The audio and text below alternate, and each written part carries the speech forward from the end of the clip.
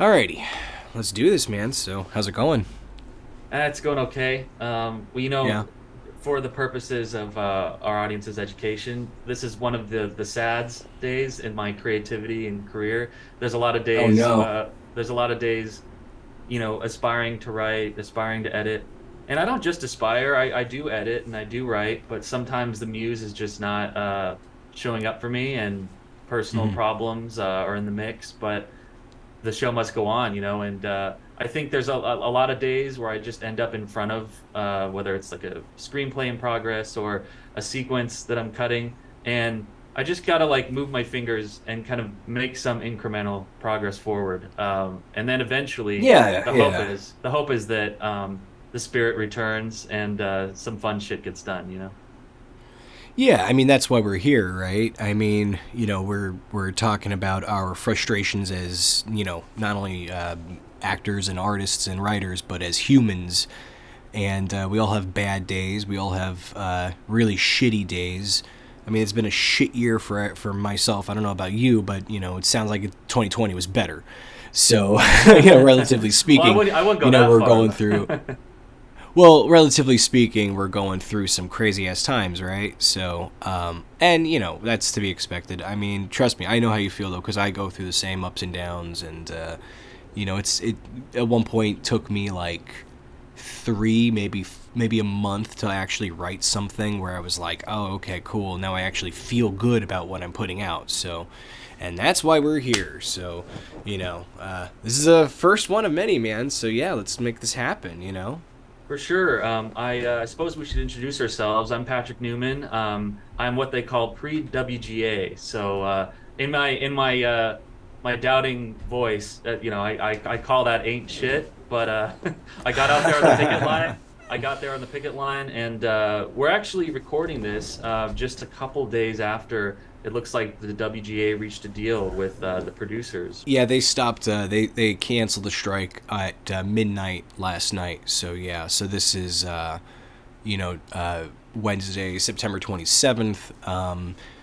Yeah, but no, it's a good thing. I'm wearing my SAG on strike T-shirt. I don't know if you can see That's a that, great but shirt.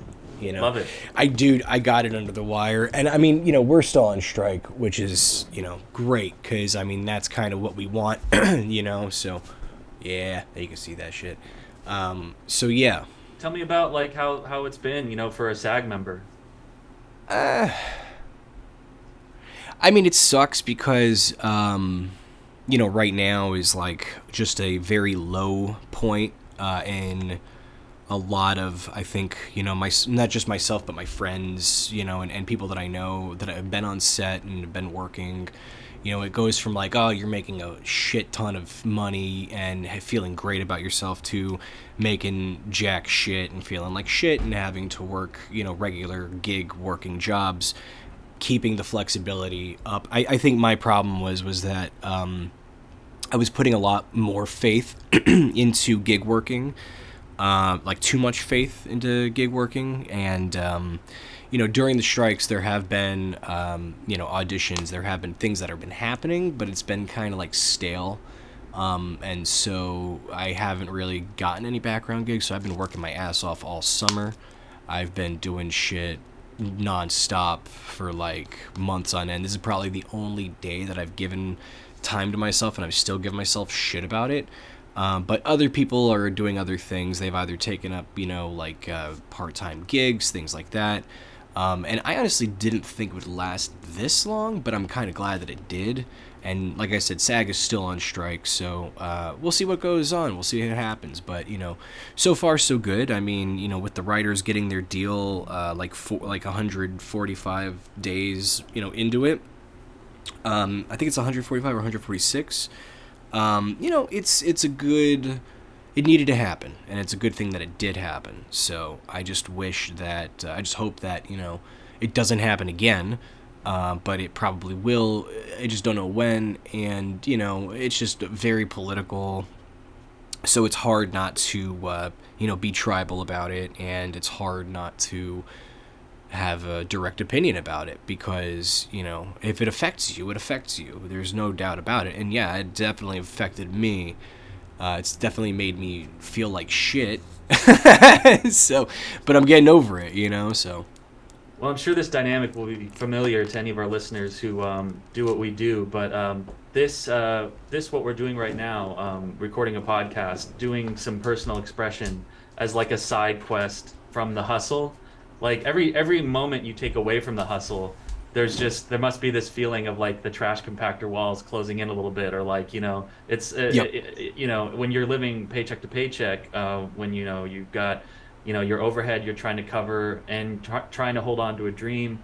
I mean, I think that this is like the delicate balance that like we've all been negotiating, and Hmm. I don't know, like And yeah. most people don't get it, I mean, you can't really, like, you can't talk about it with people who, like, are in other industries because, like, it'll eventually affect them. But, it's just silly work. It just, it's a bunch of actors, it's a bunch of writers, it's a bunch of people like that. And, I kind of lump it up with a silly job as opposed to a real job. I mean, we're lucky to be doing it. We're lucky as fuck to be doing this shit. But, like, it's one of those things where it's like I've been surprised with the turnout of everybody actually just showing up and actually doing their thing, as opposed to like just guessing and being like, oh, it's like, oh, they might show up, they might not show up. I mean, I've seen everybody on the picket lines, from like soccer moms to Joe Rogan type big guys, you know what I mean, who are stunt workers and things like that. And you forget about these people, I mean, one of the dudes was a puppeteer, puppeteer and stuntman guy, and I was like, oh yeah, that falls under actors too. And same thing with video game guys and video game actors and mocap actors and things like that. And so it goes very deep, and it's one of those things where, like, even in the commercial world, like, of corporate job seekers and everything, it's like you have your brand ambassadors and your CFOs and your CEOs and everything. And so we forget how deep those go too. But I mean, it's just on a different level. I mean, because you can technically make like a couple hundred to a couple thousand a day, as opposed to 25 or 30 an hour with a designated salary. And I think that's where people get confused. Well, assuming that SAG reaches a deal, or they reach a deal sooner rather than later, I assume that you'll be able to get back in that post-strike environment to doing a lot of the background work and some of more auditioning, the things that you were engaged with before this all happened. Oh yeah, definitely. Yeah, I'm stoked to get back. So, but that's just me. I mean, I love that Louis C.K. quote where he's just like, "Why would something good ever happen?" When I talk to you sometimes, like I get the feeling that fundamentally you're a very hopeful person, and you do have a sense of optimism. But then you cut that a little with a sense of, you want to be real. You don't want to have a sense of false optimism. But like, how does anybody embark to be a filmmaker? How does anybody embark to be an actor without having like an essence of optimism? I mean, it really is like a one in a million shot. So you gotta have it. I mean, it's a dream, right? And oh yeah, totally. Yeah, no, I appreciate that, man. I mean, this is about you, but this is also about all of us. I mean, I can't speak for myself personally, but like, I think that you kind of have to go through life with a bit of skepticism, and Louis does say that, like you were saying, like you have to just, I mean, kind of like, because it's not all roses and sunshine and shit, so it's hard. I mean, it's hard doing what we're doing, and what we're doing is, basically playing pretend. And what I mean by it's hard doing that, it's hard constantly being on, and being a performer. Being a performer is a much different thing. I mean, you probably get it with writing too, right? Like, you had that sense of like, oh, I have to do this today. I have to write 10 pages. Like, that's kind of your definition of being on, right? it is. And I want to talk about my stuff, but I definitely wanted to ask you because you've been working on two of your own films, like back to back, during all this time, in the midst of the rat Oh, race. shucks. And, no, but like, what's that been like? Like, first of all, what have you been working on? And then, like, yeah, what's that experience been like in post? Um, Well, I mean, they've both varied. They've been very different. I think that the best part right now is just the fact that I'm like done with them, relatively done. Like I don't have to do any more trimming. I just have to kind of like think, okay, is this insert shot good here? Or should I move it over? They've all been very. I mean, it's been grueling because I feel like in a lot of sense, like Doug was the most successful thing at the moment that but seemingly successful because we were editing as we were going along and we were doing all this extra stuff as we were shooting. So like, it wasn't. It's not like it was like, you know, like everything else is just taking a lot more time. And I think that same result would have happened with, if I just decided to take time with Doug. But when we were shooting Doug, the pandemic didn't happen. And so something happened during the pandemic where I think it triggered a lot of people's survival instincts. And now the landscape is very different. I think that, Doug and Destination Hollywood in particular were two films that were like lightning in a bottle, where it's like the time and place was perfect and you can't really replicate it. But it's been a fucking nightmare, to say the least. Just waking up and feeling like you haven't accomplished anything and seeing other people doing stuff and, you're like, oh, I want to be there. I want to get there, So that's the hard part. And I think it's all a sense of time, but, we're working on it. I mean, it's a long process, and so, but that's the whole point, right? We have to trust ourselves going through this process and trust that we're going to put it out because, I mean, really, the key to being a creative is living a life, I think. And I think that when you live a life, it's probably the most important thing you can do just because you're gaining that awareness, you're gaining that knowledge for yourself to, hey, let's do this, let's have this, let's actually, it's like living research, right? I mean, is that how you feel with like your projects? Yeah, well, I mean, it's impossible for me to not let my lived experience at the time I'm creating seep into what I'm creating on some level, even if what I'm creating, on its surface would seem to be like miles away from Mm-hmm. whatever the day-to-day bullshit I'm engaged in. Yeah, like there's no way to keep yourself out of the thing that you're making. I would, I, you Mm-hmm. know, I know that you screened MIA, a version of it recently for your lead actress, and it reminds me of a time I spent years making this movie when I was in my late teens, early 20s, and it didn't end up going anywhere. It didn't get any festivals, but it was this labor of love. And my lead actress, like there are those compliments that you get, like Mm-hmm. that just you just hold close, for on cold nights, that kind of like they help you to keep going. And Yeah, yeah. she appreciated, she really liked what I was able to wrest out of that experience of shooting it. And she told me, this is a wonderful thing you did. You kind of brought the band together and we played it to Mm-hmm. the hilt. And I am proud of the result. And Well, let's talk about it. Yeah, like when did you do this? Because I don't think you've ever told me about it before. oh, yeah, man. I went to San Francisco State, graduated in 2008, and I got my bachelor's degree, but I was pretty much just making this movie out of my own pocket on my own time, with colleagues for like the majority of my time in college. I would just like after classes, in and around classes, I would just shoot this thing in San Francisco. And it was like this very overly ambitious for a first project. You know, um, no, there was no protagonist really. It was like one of those like big ensembles. Like I was watching a lot of HBO at the time, and I was watching a lot of Michael Mann movies. And Yeah, I really liked like Magnolia, which was like this big like tapestry of like all these different personalities in a city. mm-hmm. I really loved Collateral because it was all took place in one night. So I did like a all in one night in San Francisco of like these young people kind of like arriving at crises and then like coming to some reckoning with them over the course of one night. And anyway, it was like I've got a DVD like that's like wedged like at the You've never, yeah. You've never talked to me about this? I mean, I've known you for like at least a few years, maybe 2 or 3 years at this point, and you've never mentioned this to me. Why is that? Just because that's like, what is like I look at you and what you are accomplishing day to day and with your projects, and like Which isn't really much, to be honest. Let me preface that it's not really like I'm, it's the illusion, right? So maybe I'm doing something right, but like it's really something different. I think that you should, but I'm curious to hear like why you've never told me about this.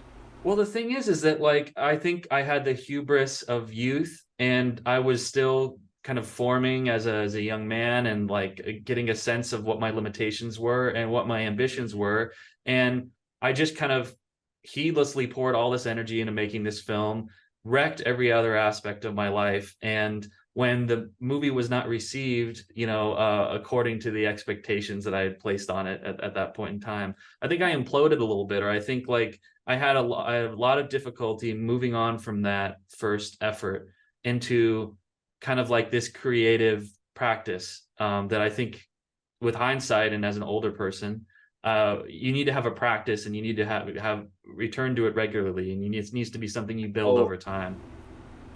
how old were you when you were like, conceiving the idea? Was it for a project or was it just like something you wanted to do? Well, it was for me. I mean, I was waiting to get into film classes at San Francisco State, and it was going to take a while. I needed to kind of complete my what I it's been so long, I even forget what they're called. Like, the main class credits you need to get your. Like the core group, yeah, yeah. Yeah, and I Hmm. was just like, well, fuck this. I'm not going to wait to get into film class. I'm going to make my own movie, and so I just started making it, and yeah, like I was, it meant a lot to me at the time. I love that movie Collateral, and how Jamie Foxx's character has been driving a cab for 12 years. And, Tom Cruise, the hitman, kind of chides him about it. It's like, you've just been kind of treading water. You haven't been acting on your Yeah, dreams. You've just been kind of like right. standing motionless. And as a young person, see, I look at the world a little differently now, but I thought there would be nothing worse in life than to kind of like have a Hmm. dream, but not really to kind of like put pen to paper, or not to really like move forward with it in any meaningful way. And so I think I was just, yeah, I was thinking as a 20-year-old man that my best years might already be behind me. That's kind of like Oh man, that's the yeah. hilarity of being a young person, right? Is but right now, I, after like a long period of, I fell into addiction and I got sober. I had some industry jobs and I lost those jobs, and I did some other things, but now I'm back in a practice. Now I'm cranking out screenplays. I am getting hired for post-production again. And I might be at the precipice of, getting some pretty decent work completed, and might even find some professional success, getting those things read and whatnot. But yeah, Right, right. but for me, it was like a very heated start, and then there was a lot of time off in between. What's your Mhm. trajectory been like with your creative stuff? Well,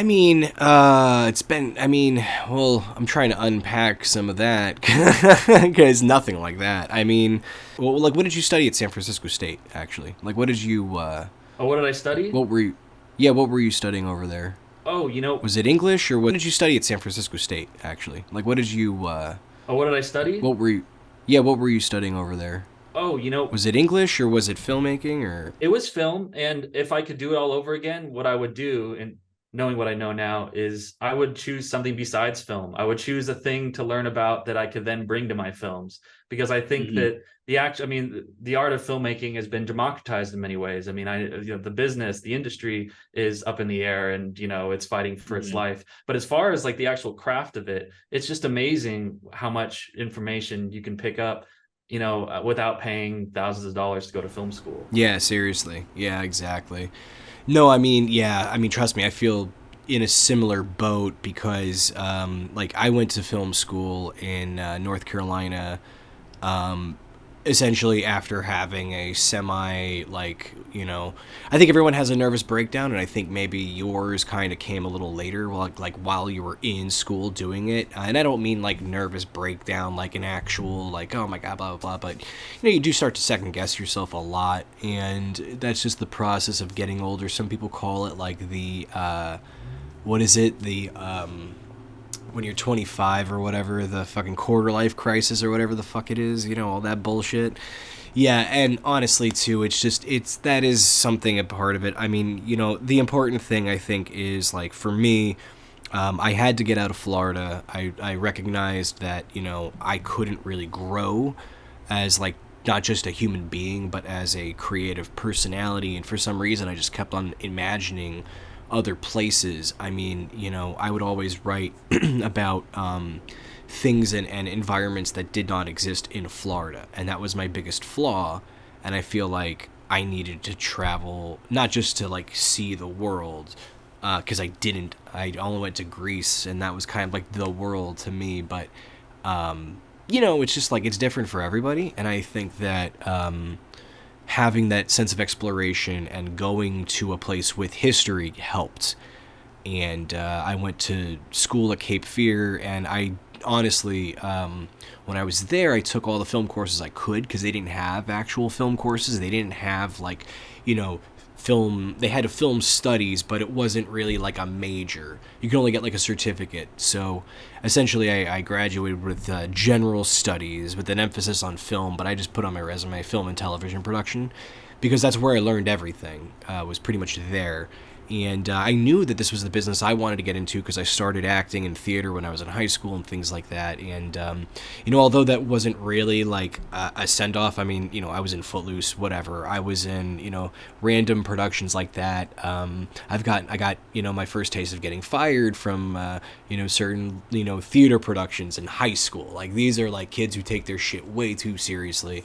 And at the moment, too, like, I'm friends with a lot of them and we kind of laugh about it. We're like, oh, remember that time where we, took ourselves too seriously to the point where some of them have actually literally blacked it all out, like blocked it completely to where they're like, oh, I didn't act like that. And I'm like, yes, you did, so, I knew that this is what I wanted to get into, but then I did a lot of studying about, filmmaking. And then that's where I was really like, okay, this is what I want to do.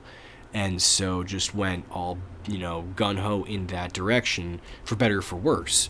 It didn't really, I should have, and I could have gotten a job on One Tree Hill, when I was a, PA on that, and I didn't.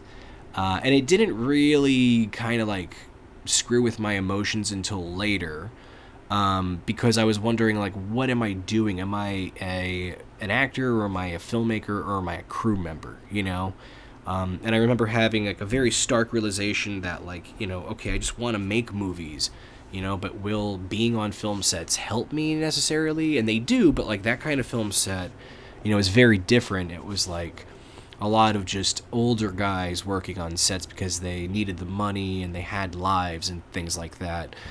So, very, very crazy look at like, oh, this is what the real world is like, but in terms of like actually helping me make a movie, it definitely did.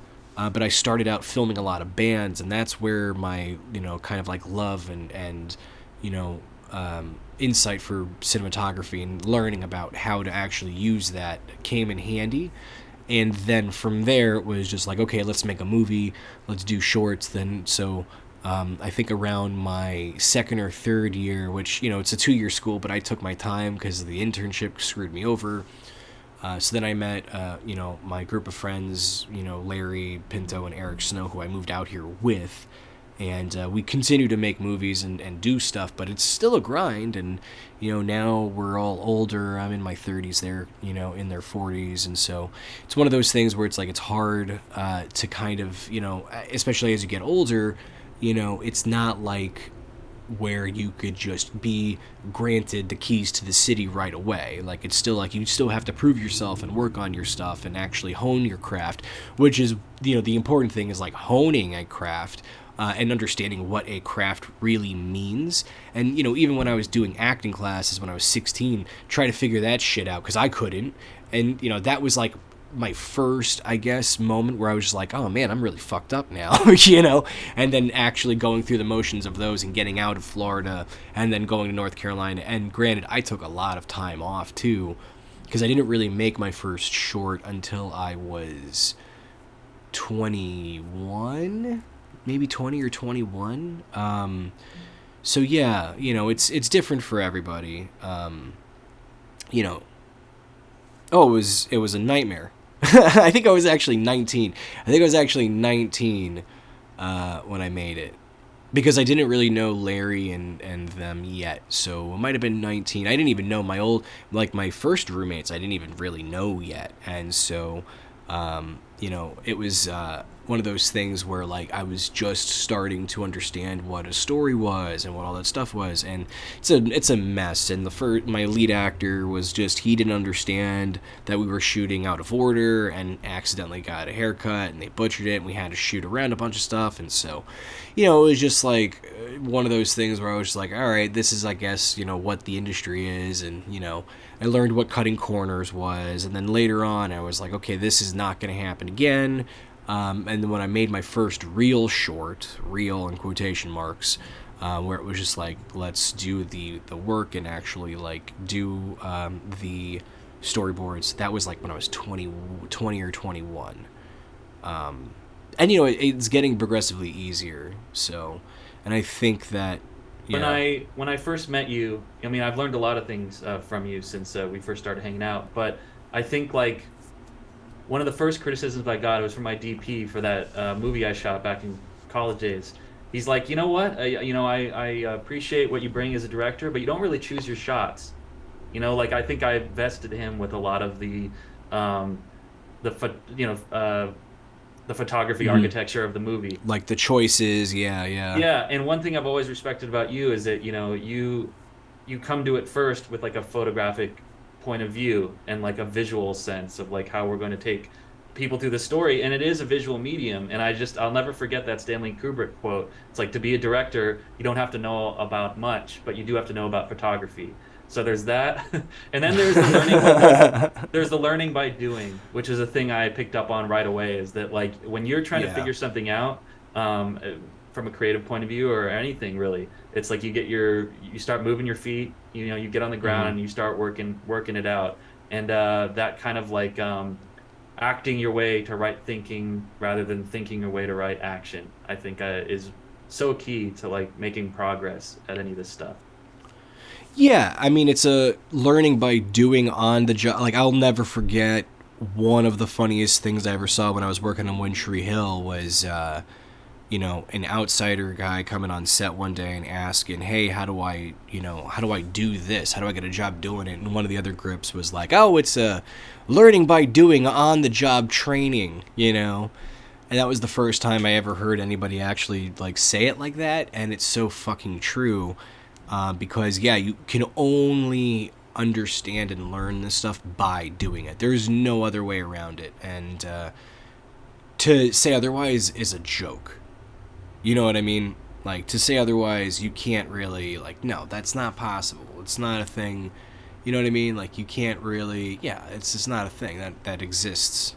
But I understand the reluctance. The thing is I spend way too much time on Twitter, or I guess it's called X now.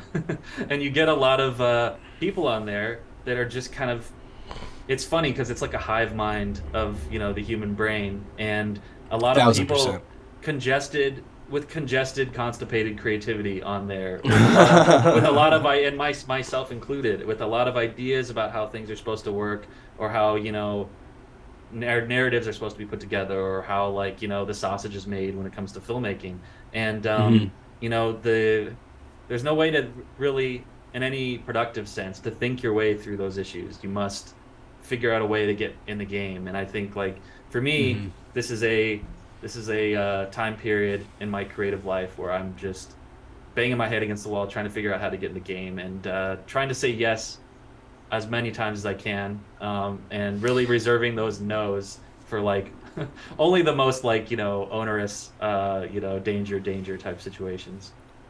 I mean, it sounds to me like you just need to get back to work, and start. I mean, a DP, you could just start shooting stuff if you wanted. You know what I mean? Like, that's the thing too. It's a matter of I guess getting through the life weeds, right? I mean, and like I said, there comes a point where it's like you're focused more on surviving and struggling to survive. Like, that was my whole thing with like joining SAG. Was I was really surprised that I would get the vouchers like within about a year and a half, because most people it's just like super coveted and it's very hard to get. And I knew that when I needed to get all the vouchers necessary, that I just had to go for it and just do it and say fuck it, I'm in, because everyone wants to join a union. And around this time too was when all the Starbucks employees were joining unions, and so I was just like, "Fuck it, let me just do it. Let me just actually join." It took me one solid payment of my income tax plus my one payment or 1 week long check from a show that I did last summer, and then I got COVID. So I just knew that I had to put it all in one basket. But, the moral of the story is I paid my dues fast. And I paid it really quickly to the point where, like, all right, I guess I'm in the union now. Like, it was just one of those things where it's just like, that's weird. That's not normal. So, but What's wonderful about that is when you just said that the Starbucks workers started to unionize, and I believe it was Staten Island was the first unionized Starbucks, right? Buffalo, I think. I Oh, think was it it was Buffalo? Buffalo. Yeah, but I Yeah, mean but that's yeah. the labor movement has been kind of like gearing up, and it Mhm. spreads. It's infectious, right? And you caught Yeah, I mean, I definitely saw it coming. Yeah, yeah. I mean, because, like, I didn't know when the contracts were up, but I definitely knew I had to do that, you know? So, but in terms of, like, getting into the WGA, I think it's a lot more difficult. And what really fucking pisses me off more than ever, it's the who you know nepotism bullshit. And it still permeates in every way of life, and it's bullshit because it's fucking not normal. I mean, it's really not normal to think like that. And it's not fair either. I mean, there's tons of people who want to get stuff done and just can't because of that reason. Like, I mean, but don't say it like, don't think of it as like, oh, I can't get anything done. Because, I mean, really, like, we can. I mean, you're writing every day almost, right? You're trying to get things done. I mean, tell me how, like, your process and everything and how you're trying to overcome. Because, I mean, yeah, you got roadblocks. We all do. But, like, what are you doing necessarily to get through that? well. I'm presently I'm trying to get into either or. I mean, it's kind of weird because I the editing union and then WGA. I'm Mhm. building a portfolio with. I mean, I've made my bread for the most part in post production. Never been paid a cent for anything I've written. But I during COVID, I got onto Twitter and I started reading other writers' screenplays, and I started trying to kind of like make online friends that wanted to do the things that I wanted to do. And you're one of the friends that I made. I kind of like It's started talking true. to on Yeah. Facebook. And Hmm. I just, the only thing I can think of to bring a value to these conversations and these new friends is, hey, I can read, I can do coverage for your screenplays, or Hmm. I can PA or whatever, just trying to make myself of service. At the time I had begun to do this, I was also about 2 years into my sobriety. And early in sobriety, you're told to be of service to others and to just try, and if you get stuck somewhere in life, to try your best. And this, by the way, this doesn't always work out, but don't be so Hmm. self-focused. Get out of your own head and just kind of like start listening to other people, and see where you can carry some water. And so anyway, I've made progress in some of these relationships. I finally made some friends that I actually spent some time with on the picket lines that are in writers' rooms and that are kind of making headway, that they were not when I first met them. But Hmm. I've started to see how different individuals in my orbit, I've been kind of starting to make moves and like rise in the hierarchy. And I'm trying to figure out my own way through it. I think, I mean, anybody's guess is as good as mine whether I'll be Yeah, I able don't know to. how anything works. I honestly don't know how anything works in the world. I just know that somehow it works. I mean, it's amazing that anything gets done in LA, let alone anywhere else in the world, right? I mean, and it's just, yeah, it's mind boggling that, if people put two and two together, if they put their heads together, they can come up with anything. It's just wild to me. I mean, the world is crazy, but somehow, you know, but I You know mean, what's like, you know what somebody told me? I'm just going to throw this in What? there is make sure you pass the crazy test. He called it the crazy test. I guess this is a thing that some producer told him, but it's basically, I recognize it so well because as early in my life as I started to write screenplays or go to these contests and whatnot, you come across these people that looked like a bolt of lightning hit them, and they were just Mhm. kind of like spazzing out, and like Mhm. they they wanted it, quote unquote, as badly as I did. But Yeah, yeah. doing my best not to piss anybody off, doing my best not to be weird. No, you should do all that. Why? No, you got to be weird. You got to piss people off, you know? Like what's the point of living if you don't piss people off? But that's you know what something I else mean, I admire right? Like, about you. Yeah. but I mean, you got to have fun with it. Is my point. You got to do what you want to do, right? I mean, why else would you do it if you didn't have fun doing it, right? I mean, but I don't know what am I, I think ultimately, I mean, you're doing the work. That's what counts, right? You're getting up every day. You're downloading everything that happens into your brain, and then you're trying to focus and harness it. And it's kind of like, you ever remember Dragon Ball Z trying to harness that Oh yeah. giant energy wave? That's basically what you're doing. So I'm But Goku basically. yeah, exactly. Yeah, yeah. I've always admired Vegeta, so I'll do that. Yeah. But tell me, like, People have been very kind for the most part. That's been my experience. what has been your with the screenplay festivals? Like, what's been your whole like journey with that? And do you recommend it for other people? Do you think that it's a good decision? Do you think that people should submit their stuff, or do you think it's just a complete scam? Well, it's been a while. I mean, it's probably been about a decade since I've paid money to enter a contest. And my experience of that was interesting. I mean, it was at I think it was at the Melrose Center. It's like a big kind of like it's a mall like right around there, but there's like a conference Oh room yeah, around there. yeah, yeah. Yeah, yeah. Uh, And so I went there, and it was packed. Everybody had their name tags, and I had several treatments for things. And the idea is that you would kind of go from table to table, and there would be these like professional writers sitting at the booths that would like you'd be able to sit down and kind of like pitch them a series of like script ideas, and they would give you feedback. And like the feedback that I did get, it was I think what the main thing I learned about from it was that not to be too precious about the ideas, and that it's all raw matter. mm, And basically, like when you're in the formative period of getting scripts written and figuring out what the story and characters are, that like you can't be just too precious. You got to be able to, what's the expression, kill your darlings. yeah, yeah.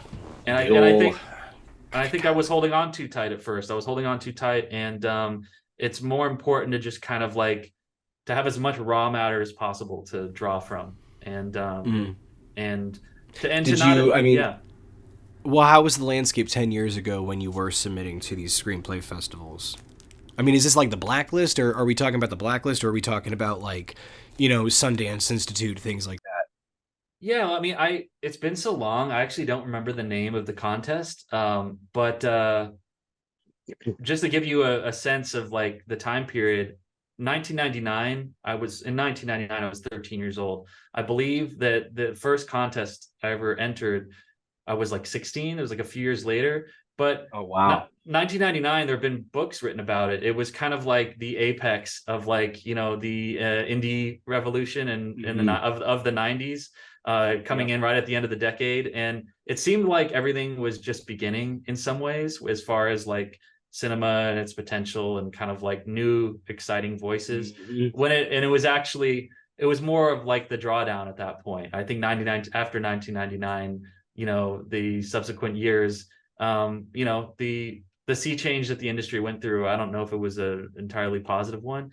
And anyway, a bunch of stuff has obviously happened, but like it seemed like there was a lot of promise, and there was like a big future in store, I think, for those of us that were kind of like getting in at that point in time. But I mean, 1999, The Matrix came out. yeah, a bunch of stuff. you know? Yeah, a bunch of crazy stuff. So yeah, it definitely, that was the future. And so we thought, because Y2K was next, right? But yeah, that's crazy. I mean, because like I didn't actually start doing anything creative until like I was in 2004 ish, you know. So yeah, so that in that landscape too was non-existent back then. You know, you didn't really have much. So I mean, yeah, I can only imagine. But I mean, at least you started writing, you know, young enough to where. But you know, like, how did you ever feel like people would kind of like placate your ideas or anything like that? They wouldn't take it seriously. Well, yeah, most of the time. I think that like I was the way that I started writing when I was very young was we were not allowed to have video games in my house growing up, and as a way of kind of entertaining myself because I was kind of like a little nerdy kid and didn't really have a lot of friends. But when I wanted to entertain myself, I would self-entertain by just kind of like getting up on our little DOS computer and just kind of like writing short stories and stuff. And Oh I wow, think I yeah. think I think over time I just realized like the most meaningful life I could have is one where I get to create the kinds of stories that made me feel less alone. That Mhm. really kind of like opened up the world for me.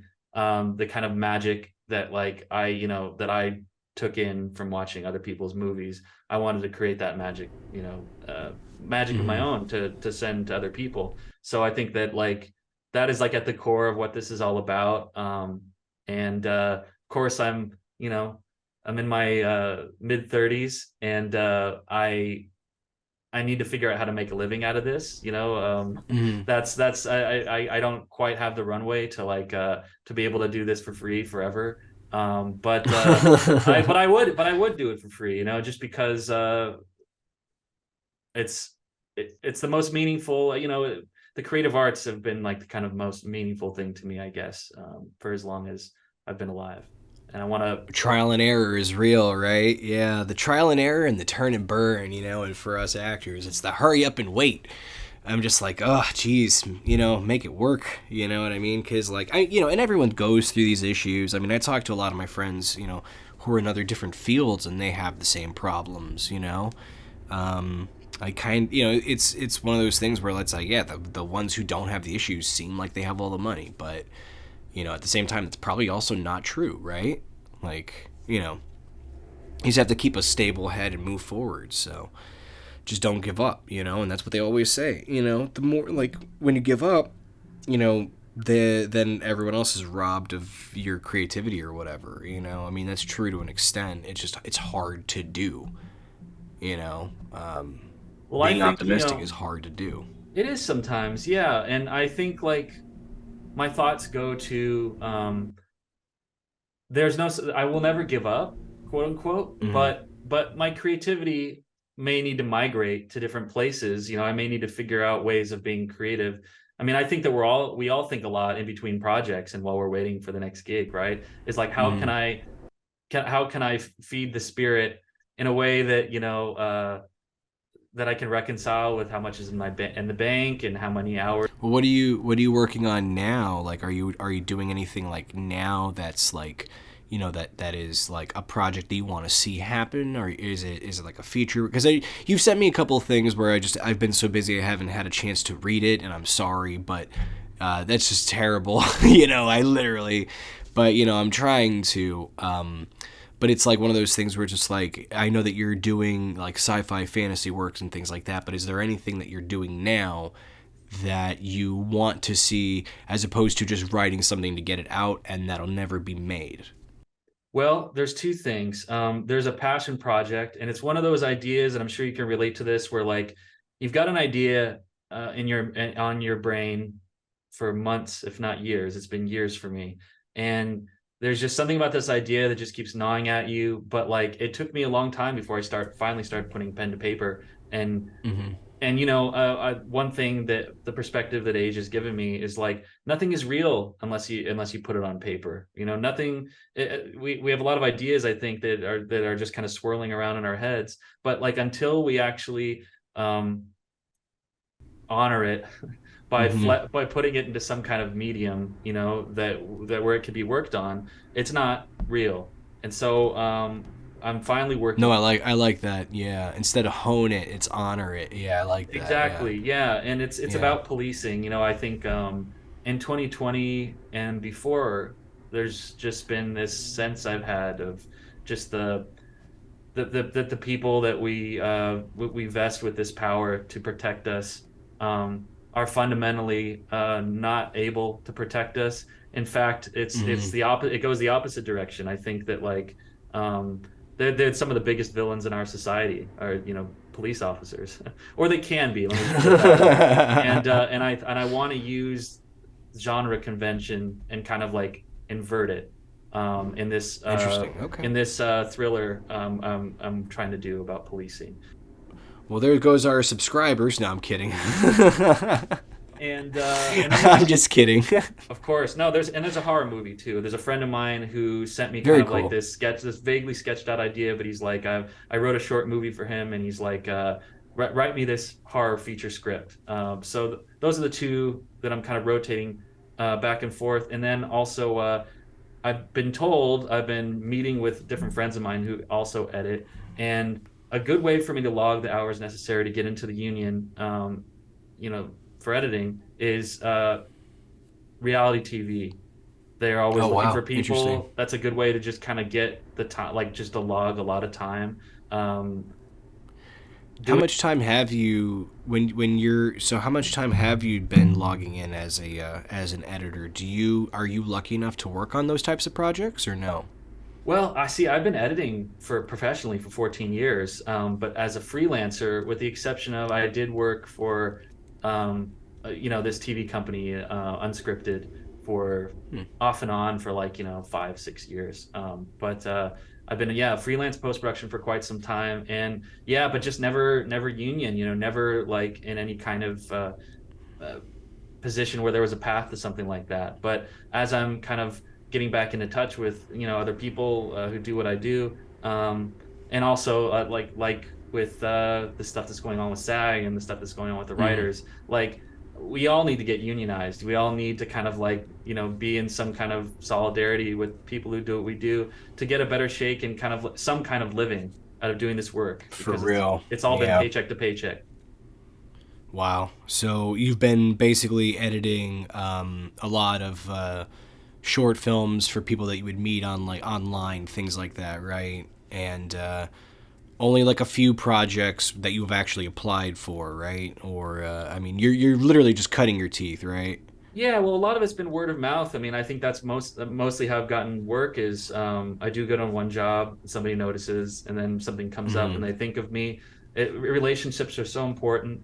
I've edited for local news. I've edited Oh, for wow. reality TV, yeah, short film, independent film, feature independent Huh. film, um, yeah, all kinds of stuff. But it's possible to, if you're not really thinking long term, to just kind of like let those jobs come and go and not really have it coalesce into something that like can be a Yeah. stable career, you know what I mean? Yeah, no, I know what you mean. Because you get distracted easily, or you can at least. So I totally know where you're coming from there. So, Yeah, you mostly what? work as like gun for hire, like director of photography, right? Yeah, I mean it's kind of similar, but I usually edit all my own stuff, so I never really think about okay, well there's people who are actually wanting to be editors and get into the Editors Guild. I mean, I did post production interning for like a small company, and the guys over there were basically the word of mouth situation was real, and back then it was how well you could organize a time. I mean, it still is, but organizing timelines and things like that. And they were using Final Cut Pro 7. I So love that program. I going, cut my teeth on yeah, that. it's a great one. No, it's fantastic, and it still works, and it's amazing how like it never really changed, and like Premiere is pretty much like the same exact thing.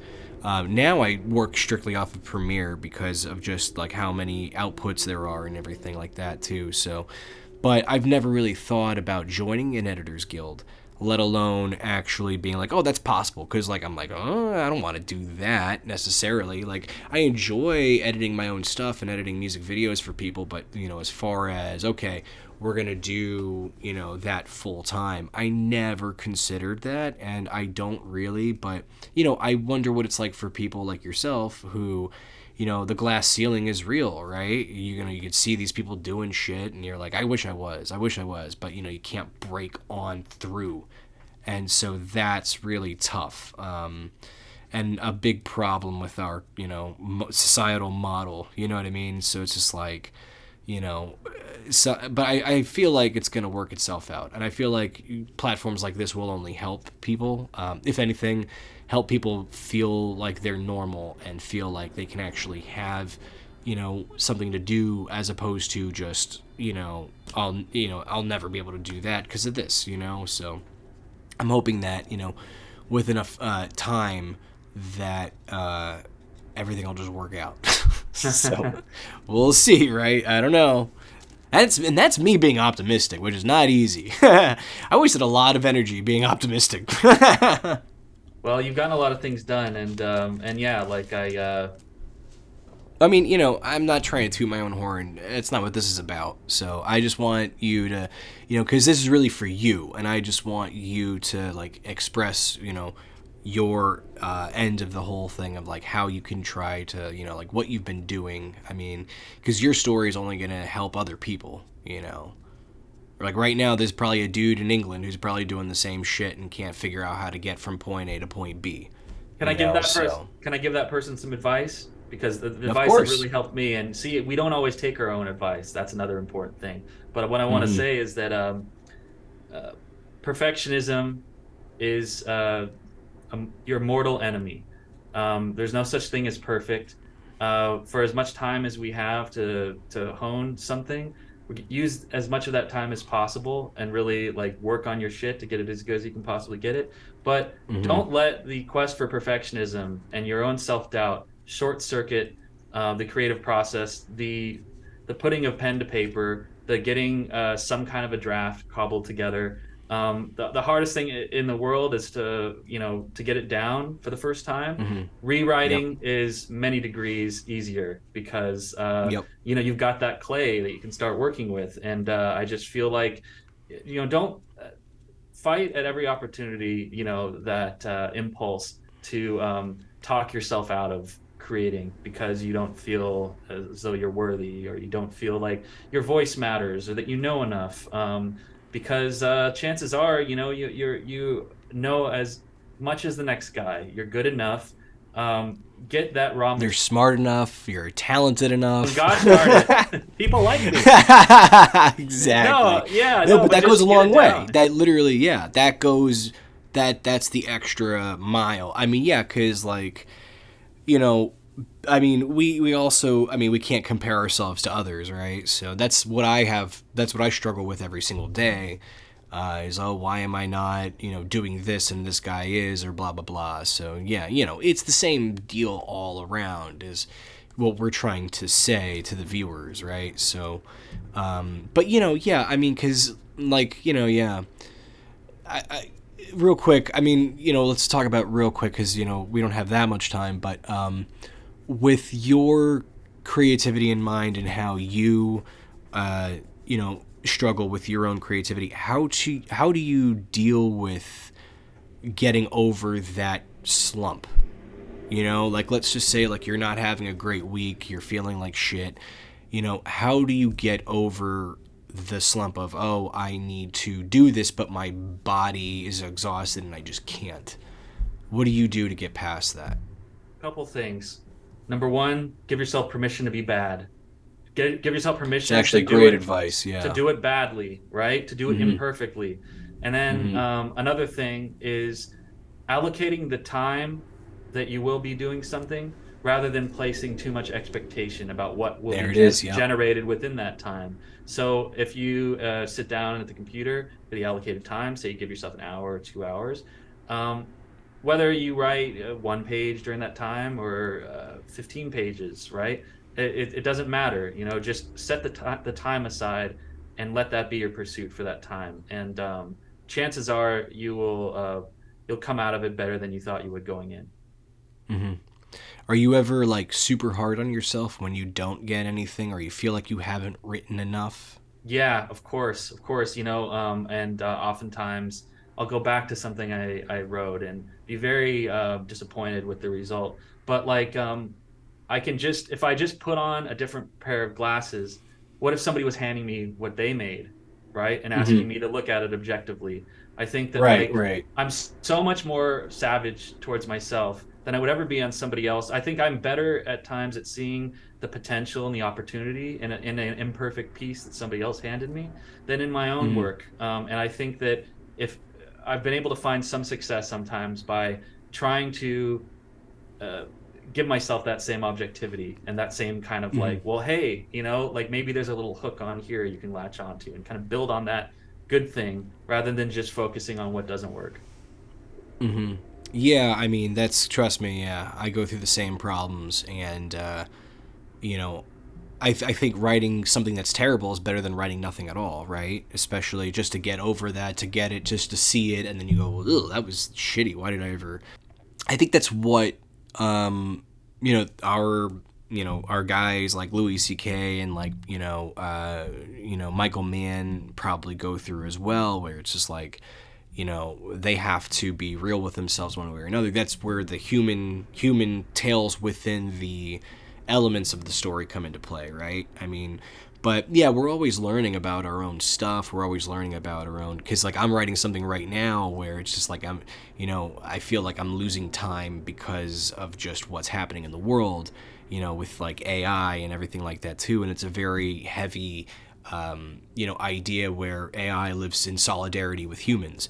But at the same time, though, it's one of those things where it's just like knowing where we are now, it's very of the time. So, it can either you could write it and, it would never be made. But I guess my point is like, what am I worried about? Because it'll eventually be made, right? Like, there's certain things, I mean, like, because you can do it yourself, no problem. But like, there's always that one project if it's like, oh, if I had more money or things like that. So for myself personally, I've just always kind of just thought about like, what if I just did it, in the easiest way possible. And now I try to do it in the easiest way possible without actually having to add VFX and things like that. But I am my own worst enemy when it comes to getting things done. And I think we all are. I mean, you were just saying to yourself that you feel like that too. So, um, you know, other than the tools that we have, right? We can only do so much, So, Well, the way that you do and I it, it think, just it just reduces the amount of doors you have to go through to get to the destination. yeah, I think so. Are you talking about like me personally, or are you just saying in general? Oh no, no, what you just described, which is you write and you kind Oh of yeah. try to create on a wavelength where I could actually do a bunch of this myself, if not all of it. Oh yeah, absolutely. I mean, you could use your phone. I mean, the phone tech is so great, now. And like the next thing I want to do is actually experimenting with the phone, in a very weird micro feature kind of, thing again. But also like thinking about it in terms of like featurettes, because that's another thing. I don't know if you ever thought about that, but having like being a movie that might not be 3 hours or 4 hours long. You know what I mean? It might actually be 45 minutes. Or things like that. I mean, but the cool thing about making movies like that is they could be as long as you want, right? Or they could be as short as you want. Now our public eye is like, the whole thing is like, oh, their attention span is too short, but that's not entirely true, is it? I mean, No, look at your attention span Oppenheimer. seems to be right. That's what I mean. Yeah, people love that. Or Barbie. I mean, it's a little bit shorter, but it's like two movies are packed with the same amount of info, right? It's just however you tell the story is important. Yeah, the lesson of something like Oppenheimer is that there are no hard, fast rules. You know what I mean? If something is Mm-hmm. fascinating, people, all kinds of people, will dial into it and be engrossed. Mm-hmm. And I think what you're speaking to, which is kind of blowing up these ideas we have about how long a movie's supposed to be. I think that's the new frontier is on the shorter side and the longer side, right? Mm-hmm. Oh, totally, without a doubt. Yeah, I mean, and we're just lucky to live here because, like, in this time period, because like the whole 120 pages for 2 hours, like that doesn't really apply anymore. I don't think it ever applied. I mean, how long is the longest thing you ever wrote? It's probably like 150 pages, something like that. Yeah. Yeah, that's what I mean. Like, and Doug was 134 pages. So like, but that's the thing. It's a lot of fucking dialogue, right? It's just like, it's a lot of describing shit. It's a lot of things like that, like, but they always point to Chinatown and things like that, and I'm like, yeah, guys, those are good for the times, but I mean, like, it's not now, right? Like, clearly. I would love to read your Doug screenplay. I've seen the movie, but I haven't read it. I want to see what was in your mind when you did that. There's a lot of pages that are like, I mean, I'll dig it up maybe. There's just a lot of stuff. It looks like a mess. You know what I mean? Like a lot of things that were like on the day struck out and things like that, and like learning as you go along. Pages are just crumpled messes and everything like that. But I still have it. Yeah, I mean, maybe one of these days. I'm gonna do a whole episode on that anyway, a whole deep dive on that project anyway, because I learned the most from that thing, but also too, it was one of those projects where, like, again, like you were saying, knowing what you know now kind of thing, and that's always in hindsight.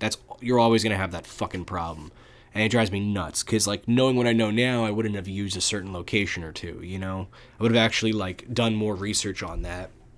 And locations have always been my pain in the ass burden, just because I have a lot of ADHD, and when it comes to getting stuff done, I just want to do it then and there without having to worry about it. And, what I'm learning now is it's good to have patience, because all you really need to show is what's in the frame. You don't really need to show them anything else, So it's like you could shoot something at a different location. It's not the same place as long as you get the close-ups that you need.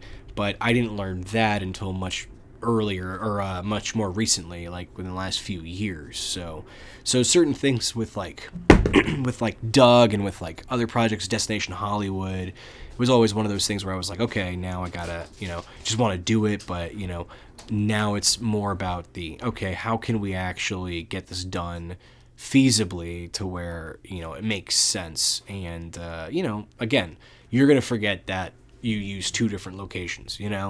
Like for inserts for the desert movie MIA, I went out to Death Valley to shoot more stuff. So like, pepper that in, you're good. But it's easy to overthink all this stuff, right? So I love that quote. The only insight is hindsight. And speaking of Louis, I always think of that story Louis tells about how he was saying the same, I think like 30 to 50 minutes of comedy material at a Chinese restaurant in New York.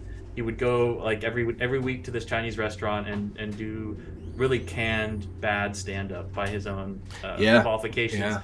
And then finally he had a breaking point, and apparently he was influenced a lot by George Carlin, and he decided to throw everything out one night. And he opened with some life experience that he was having at the time. He's like, I want to have sex with my wife, but I can't because my baby's an asshole. And that's what he opened with. And it was amazing. Like, it was just like a sting to everyone in the room, and everybody just started roaring. And he finally kind of like cracked something open, but it was he needed to go through that period of not getting the laughs at this terrible restaurant that, it was the only gig that he could cobble together at the time. And isn't it a shame that people tried to cancel him just because he said the most outlandish shit possible? It's just like, hey, a lot of life is this, this is the majority of living. It's kind of like shitty. Like I love in, I think it was, oh God, I don't remember if it was Louis or if it were another show that he did, like Lucky Louie or something like that. Right, that was the sitcom before that. Yeah. It might have been like early season 1 of Louie, because I love it where she's like, you see this? Oh, it might have been Louie actually, because she's like, this is the, oh no, it might have been Louie or Curb, I forget, but this is the shitstorm that's over my life. That's over my head constantly, the shitstorm, And it's either Curb or Louie or Lucky Louie, I don't remember, but between Louis C.K. and Larry David, they're pretty much the same guy, right? I mean, really, in retrospect, it's just comedy is usually for depressed people, and that's kind of where you get the best stuff. So, I mean, it just makes sense. Yeah, it's certainly come through for me in a pinch. So, but hey, man, this is a blast. I mean, this is just the first of many, so we'll definitely, do more specific stuff next time. I'm glad that we actually got to talk about, just the trials and tribulations of being a person and how that, focuses on honing your craft. Because, like, this isn't really new information. People kind of either know it or it's kind of common sense to them. But, I'm hoping that it reaches someone out there and they can actually have a little bit more insight. Because, I mean, with your whole thing that you're going through, like, currently, and what you've always been going through, it doesn't seem like it's easy. So kudos to you, man, for, just getting this far in your career. So, well, it hasn't been easy, but I don't know if I'd rather be doing anything else. No choice but to just keep soldiering ahead. And I'm honored to be the first sit down for this wonderful show that you're putting together. And yeah, looking forward to what's coming around the corner. Thanks, man. Yeah, we'll see what happens, but appreciate you coming on.